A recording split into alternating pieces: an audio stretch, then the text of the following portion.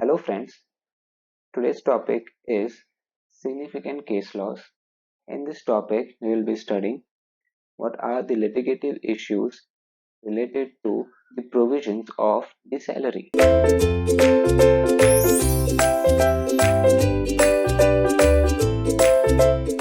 So the first topic in the significant case laws under the provisions of salary is CIT versus Shankar Krishnan,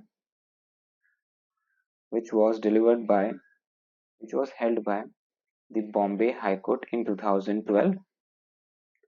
Under this, the issue under consideration is where the rent-free accommodation is provided by the employer to the employee and security deposit is paid by the employer to the landlord, then whether a notional interest can be calculated and whether such notional interest can be termed as perquisite in the hands of the employee and accordingly taxable in the hands of the employee. So issue under consideration: can a notional interest on security deposit given to the landlord be included in the perquisite value of rent-free accommodation given to the employee? Facts: the SSC, a salaried employee, was provided with rent-free accommodation by his employer. The monthly rent paid by the employer in respect of the said flat was 10,000 per month. The employer had given an interest free refundable security deposit cut start interest free refundable security deposit of 30 lakhs to the landlord for renting out the said premises. So is it a cut start? So it is a customary practice for the landlord. It is a customary practice cut start. It is a customary practice for the employer or for the tenant to give a security deposit to the landlord before the rent-free accommodation, before an accommodation is provided by the landlord to the tenant. So in this case, the rent-free accommodation cut start. So in this case, the security deposit is provided by the employer to the landlord.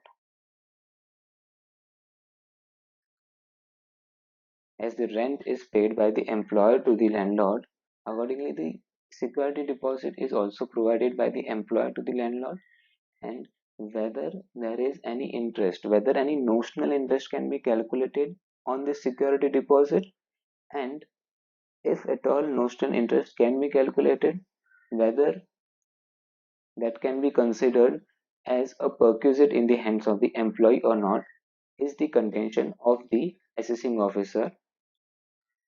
The SSC employee computed the perquisite value on the basis of rent of 10,000 paid by his employer to the landlord, since the same was lower than 10%, now 5% of salary.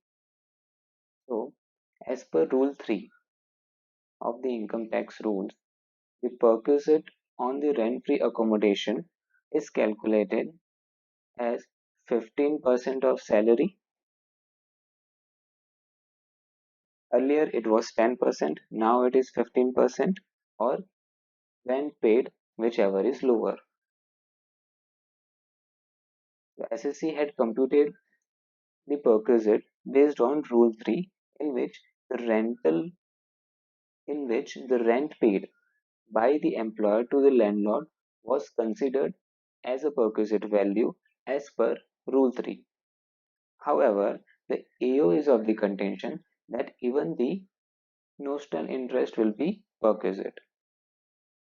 The AO assessing officer, however, contended that since the employer had given interest-free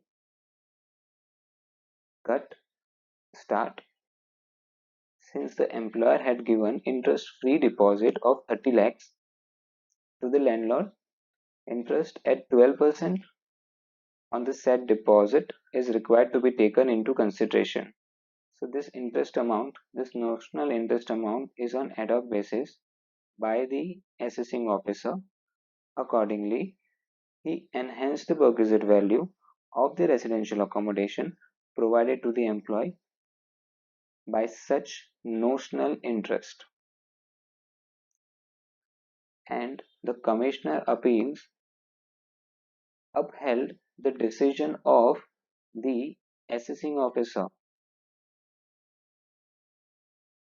So, the employee has filed a return considering that the perquisite value is only on rental income, is only on the rental paid by the employer to the landlord as per Rule 3. However, assessing officer contended that even notional interest is to be added, and Commissioner appeals is in favor of the assessing officer. Now, ITAT's observation: the tribunal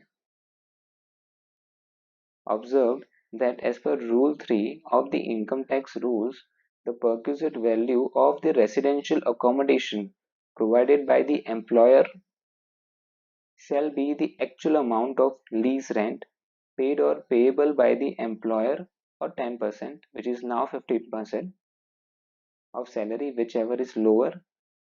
So these are provisions of Rule 3. So ITAT's observation is as per Rule 3. The tribunal therefore held that there is no concept of determination of fair rental value for the purpose of ascertaining the perquisite value of rent-free accommodation provided to the employees.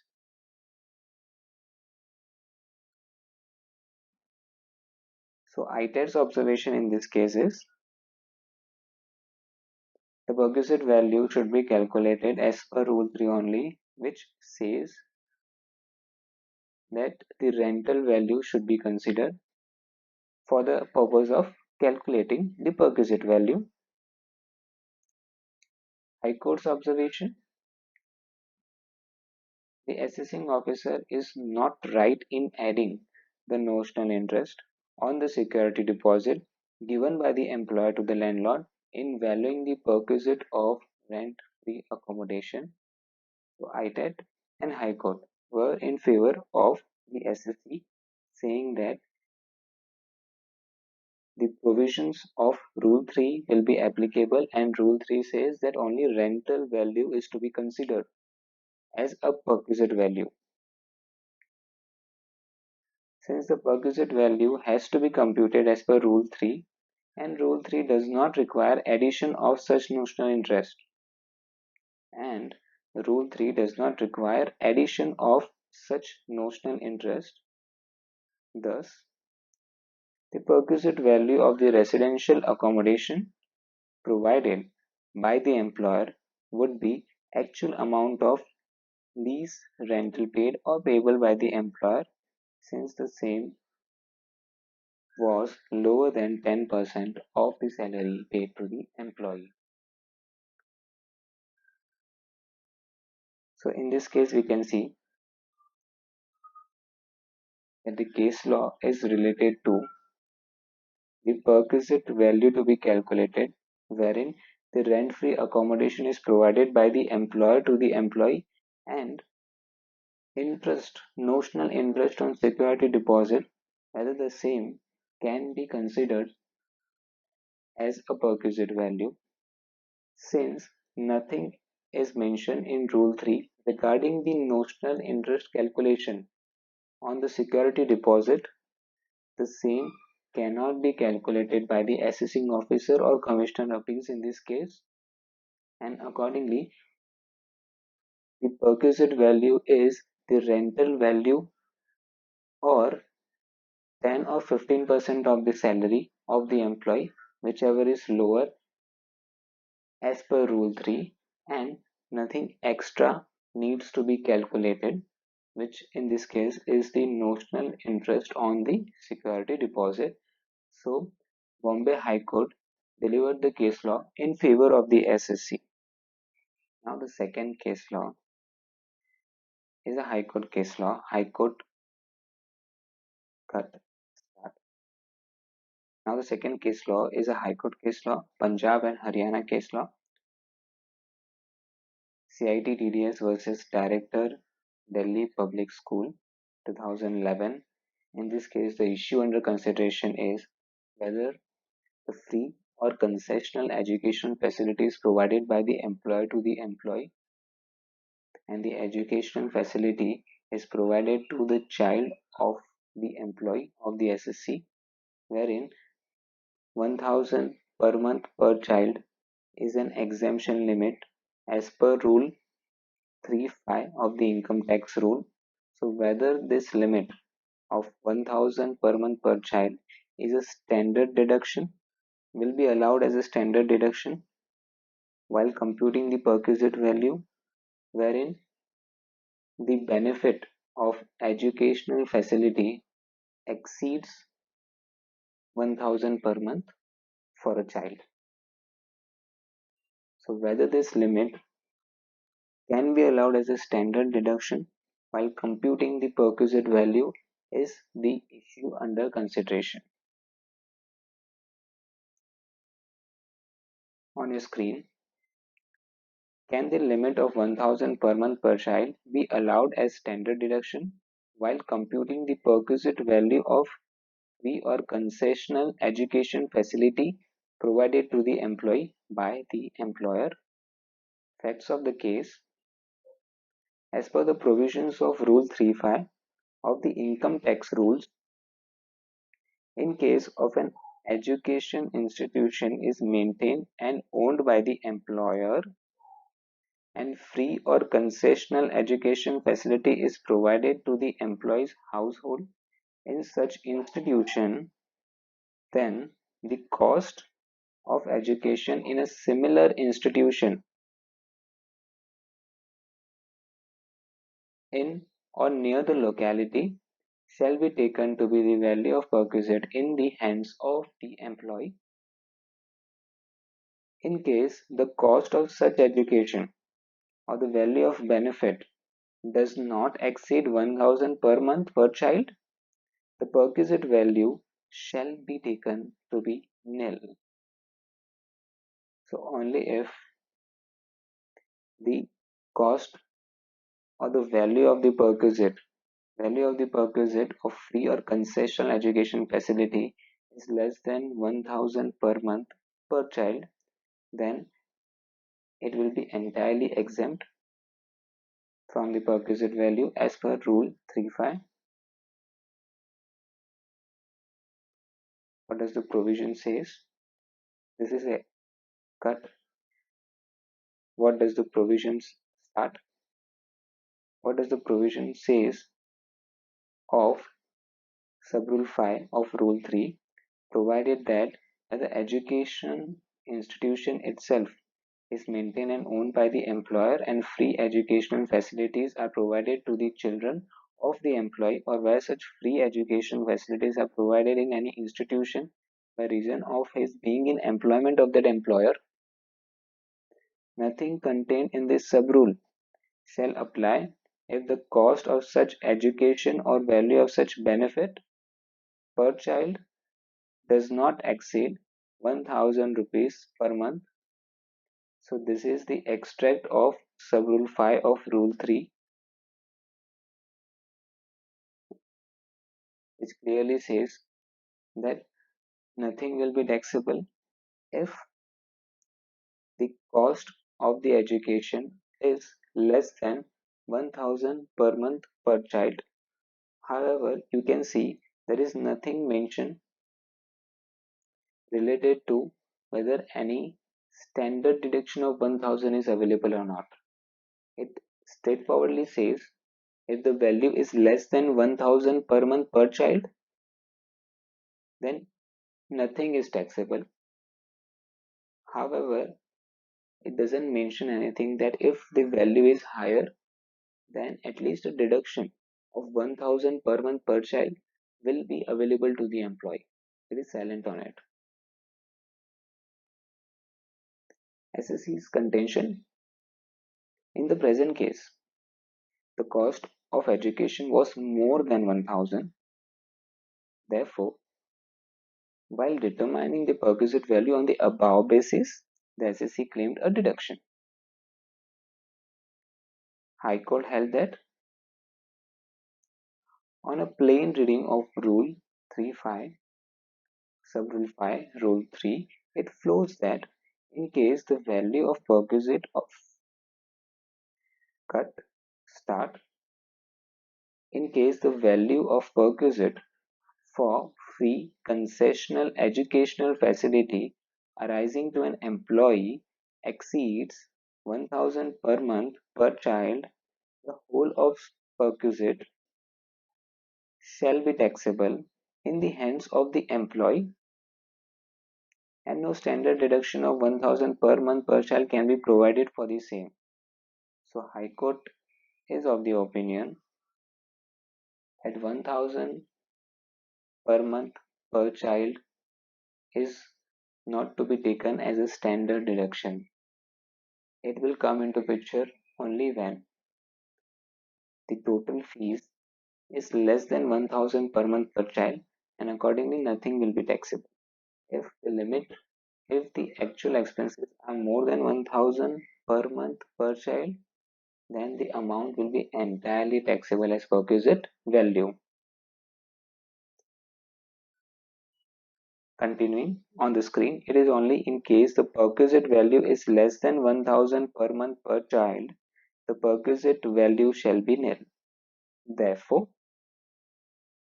1000 limit is not a standard deduction to be provided while calculating such a perquisite. So in this case, the High Court of Punjab and Haryana delivered the case law which is not in favor of the SSC, wherein it was held that the free or cut start, wherein it was held that the 1000 per month per child limit is not to be treated as standard deduction. It will be allowed cut start, it will be allowed, or it will come into picture when the total expenses related to education facility provided to the child of the employee is less than 1000 per month per child, and in this case the entire perquisite value will be exempt in the hands of the employee.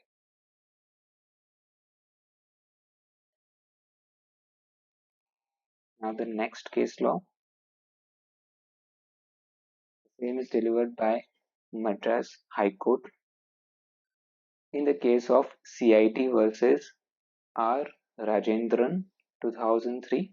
So friends, in this case the issue under consideration is whether the commission received by the employee, whether the commission received by the employee thereon, the expenses incurred by the employee to earn that commission will be allowed as deduction to the employee or not while computing his tax liability. So Mr. Rajendran in this case is a salaried employee and he receives salary, and over and above that, if he achieves his target, then he receives commission based on turnover. So the contention of the SSC is that whether while earning this income of commission, while earning this commission income, the expenses incurred related to the commission will be allowed as deduction to him or not. On your screen, whether expenses incurred in earning the commission will be allowed as an expenditure. That's of the case. Employee working as a regional area sales manager of the company Sales manager, there is a customary practice that sales manager receives an incentive in the form of commission wherein they achieve their sales target. So he was paid salary and a commission based as a percentage of volume of sales effected by him. Employee claimed the expenses incurred by him for earning the commission in the return of income, which were disallowed, by the assessing officer. So SSC is of the view, cut, start. So SSC is of the view that he should be allowed deduction of expenses incurred for earning the commission, whereas the assessing officer disallowed the expenses in the hands of the employee. High Court's observation and decision. It was held that since the SSC was employed as a regional sales manager and the commission paid to him, before proceeding to it, I mean, just a brief note. I mean, how do we analyze this commission sales, wherein an employee is receiving a commission and over and above the salary is also receiving a commission, whether expenses can be allowed to him or not? So, first of all, what you can analyze in this case is the commission income under which head the same should be subject to tax, whether it will be taxed under the head income from salary or whether the same can be held as taxable as a business income of the SSC. So he's a salaried employee, he's receiving a salary and salary is paid by the employer and as well as the commission is paid by the employer if certain conditions are satisfied. So here the payment is by the employer to the employee out of the employer and employee relationship. Any payment out of this relationship is taxable under the head income from salary. So commission will be taxable under the head income from salary, yes, and thereafter the deductions which are allowed under the head income from salary, let's analyze it. The deductions which are allowed is a standard deduction of 40,000 or 50,000 from financial year 1920. Second deduction is entertainment allowance under 16(2), which is allowed to a government employee. And the third allowance is professional tax of 2,500 annually under 16(3). So you can see, as far as deduction is concerned, the employee is allowed deduction as per section 16, and as per section 16 there is no mention of additional deduction of expenses incurred to earn that income. So if you see the provisions of income from salary, there will be no additional deduction allowed other than the deductions allowed under section 16. So as far as our analysis is concerned, commission income is taxable as salary income and deduction and expenses thereon won't be allowed as deduction in the hands of the employee only because the commission income is treated as salary income and there are no additional deductions allowed. Because if he's allowed deduction on commission, for example, then why not on salary income? If there are certain expenses that he is incurring, that an employee is incurring for earning salary income, then will he be allowed deduction on the salary income? No. Accordingly, on commission income also, he won't be allowed any deduction. So High Court's observation and decision, it was held that since the SSC was employed as a regional sales manager and the commission paid to him is based on the volume of sales effected, such commission was obviously paid to the employee as an encouragement to affect a higher level of sales. The commission paid in addition to what the employee was getting as a fixed salary would also constitute or is also a part of salary. Again, the commission paid in addition to what the employee was getting as fixed salary would also be part of the salary. When the commission is chargeable as salary, then no deduction is allowable in respect of any expenditure incurred to earn the commission. This is what High Court held. This is what the High Court's decision is. Therefore, in this case, the claim made by the employee is not valid and the expenses incurred for earning commission are not allowable as deduction while computing the salary income. So expenses won't be allowed as deduction against the commission income. This is what is held by the Madras High Court in the case of CIT versus R. Rajendran. This case law was delivered by Rajasthan High Court in the case of CIT versus Shiv Charan Mathur. In this case, the issue under consideration was whether reimbursement of medical expenses to MLA will be taxable as perquisite in the hands of MLA or not. So here on your screen, whether reimbursement of medical expenses by the state government to MLA. MLA is nothing but member of Legislative Assembly. To MLA is taxable as a perquisite or not.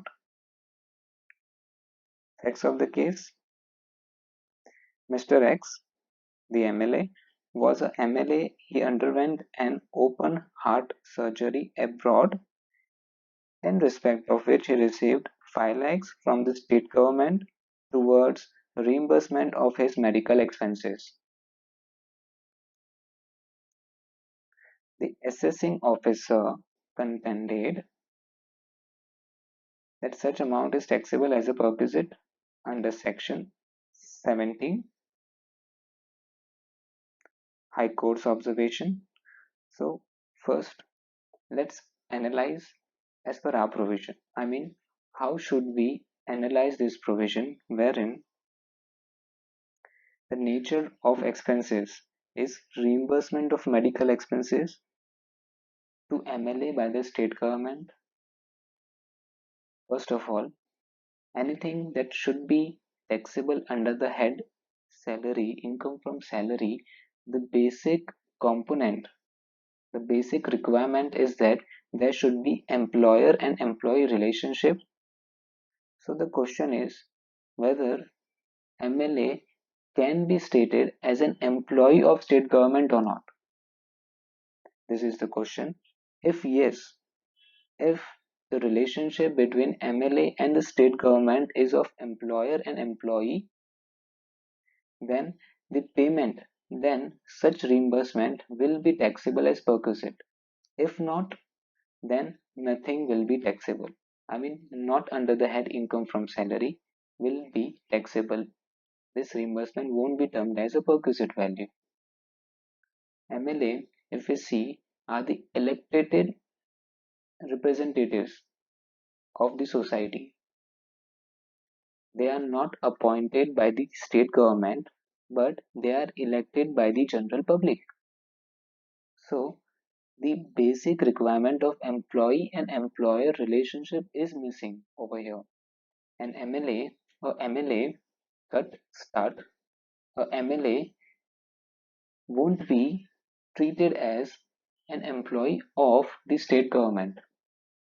So there is no employer and employee relationship, and accordingly, such reimbursement of medical expenses won't be taxable as perquisite under the head income from salary.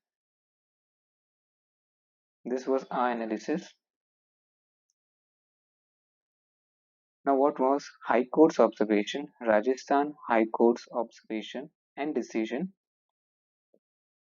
High Court observed that MPs and MLAs do not fall within the meaning of employees. They are elected by the general public, the election constituencies, and it is consequent upon such election that they acquire constitutional position and are in charge of constitutional functions and obligations. The remuneration received by them after swearing in cannot be said to be salary within the meaning of Section 15, since the basic ingredient of employer and employee relationship is missing. So there is no employer and employee relationship between MLA and the state government, and accordingly nothing will be taxable in the hands of the MLA as salary under Section 15. So the next question which arises, then where the amount will be taxable. Of course, there is a benefit which is provided to MLA in the form of reimbursement of medical expenses. The same will be taxable under the residuary head, under the head income from other sources. Whether there is any reimbursement, whether there is any salary or any payment in monetary terms to the MLA, the same will be taxable under the head income from other sources. Therefore, the remuneration received by MPs and MLAs is taxable under the head income from other sources and not under the head salaries, only because the employer and employee relationship is not there and the provisions of Section 15 are not attracted to the remuneration received by MPs and MLAs. The provisions of Section 17 also would not apply, as Section 17 only extends the definition of salary. Section 15 is the charging section and Section 17 is a machinery section wherein it is acting whatever is instructed, cut, start. It is acting to whatever is instructed as per Section 15. So if Section 15 is not applicable, accordingly Section 17, which is related to the perquisite amount, would also not apply. Thus, reimbursement of medical expenditure, which was sought to be calculated as a perquisite value by the assessing officer, incurred for open heart surgery abroad to MLA, cannot be taxed as perquisite under Section 17 only because the relationship between MLA and the state government is not of employer and employee relationship. Accordingly, Rajasthan High Court held in favor of the SSC, wherein the reimbursement of medical expenses incurred abroad for the open heart surgery of MLA is not taxable as income from salary, but the same will be taxable as income from other sources. Now, next part is the concluding part wherein an illustration is mentioned, wherein there will be mention of a case law as well as a solution. So, this is analysis, this is discussion. Cut, start. This is analysis or this is a discussion of the case law in the form of illustration. On your screen, an amount of 12,50,000 paid by ABC Limited after approval by the board to a hospital in US for the heart surgery of its managing director was charged under medical expenses. So here medical expenses are reimbursed or medical expenses are paid on behalf of the managing director of the company for which approval of the board of directors was taken, and thereafter the company paid directly to the hospital in US. So here payment is on behalf of the managing director. And second para, the assessing officer while computing cut start.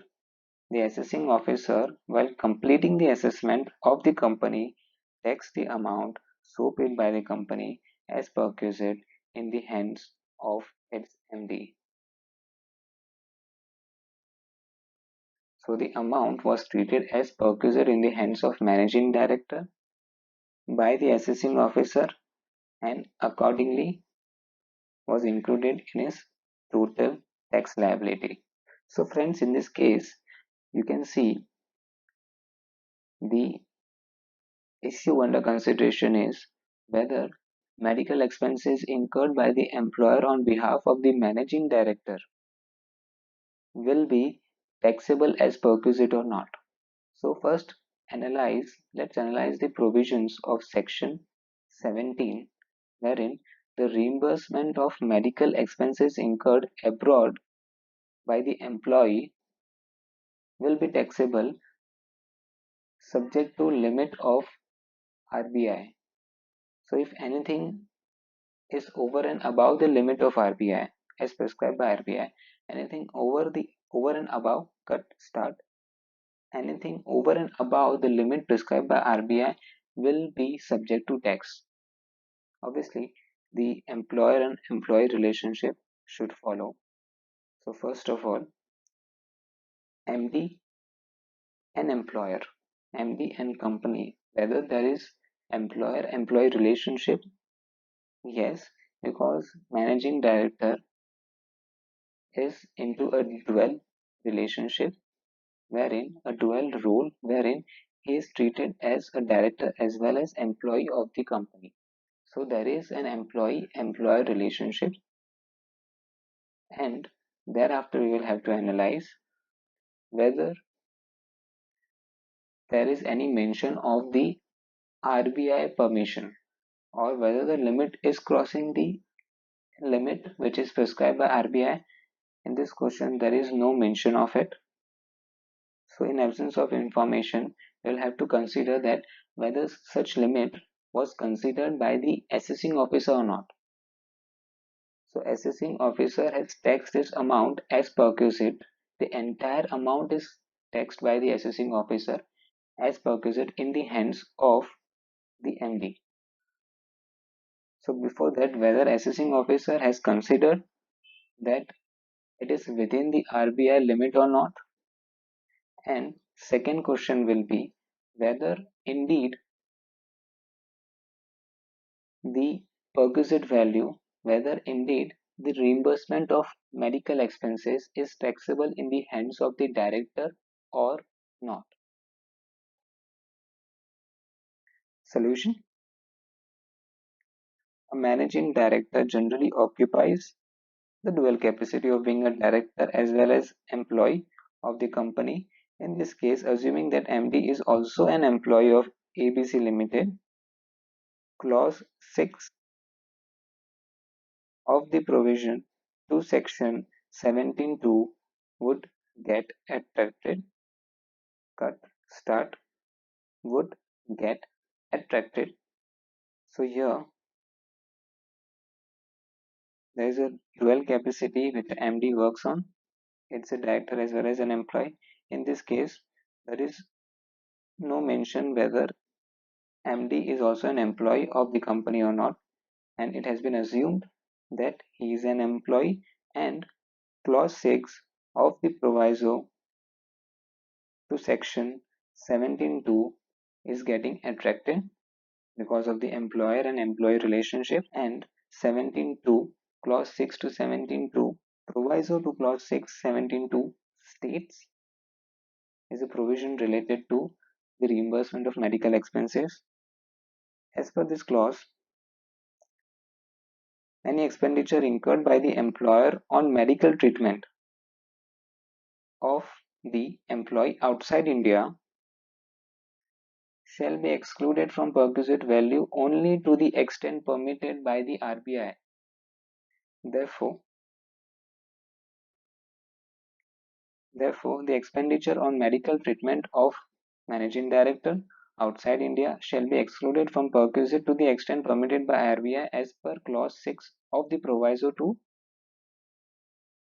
section 17(2). If it is assumed that the entire amount is permitted, there will be no perquisite value chargeable in the hands of MD. Therefore, in such a case, the action of AO in taxing the entire amount paid by the company without analyzing whether the same is permitted by RBI or not as a perquisite in the hands of MD is incorrect. This question can also be answered by applying the rationale of the Allahabad High Court ruling in the case of CIT versus DP Kanodia 2018. So they have relied, the facts of the case are similar to the case law, is similar to the case of CIT versus DP Kanodia, in which it was held that, which we will be covering subsequently in the subsequent slide, in which case it was held that the reimbursement of medical expenses by the employer to the director is not taxable as perquisite as per 17(3)(1), which is a specified employee category. So as per this case law, any reimbursement of medical expenses to the director on behalf of the director, in those cases there is no perquisite value to be taken and nothing is taxable as perquisite in the hands of director. In that case, the High Court observed that reimbursement by company of medical expenditure incurred outside India by the director cannot be considered as an amenity or benefit provided by the company to its director, and therefore the provisions of section 17(2)(3)(a) would not get attracted. So here the only difference is there is nothing mentioned in this case law of the managing director, but a director is mentioned over here, wherein the benefit of reimbursement of medical expenses was not treated as perquisite in the hands of the director.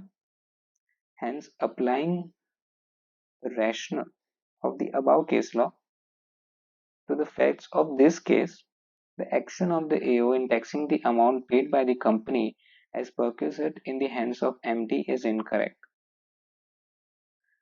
So, applying the facts of this case law, DP Kanodia, it can be concluded that the reimbursement of medical expenses to managing director is not at all taxable in the hands of MD as a perquisite. So the two scenarios, whether anything is permitted by the RBI, the facts of the case doesn't mention that.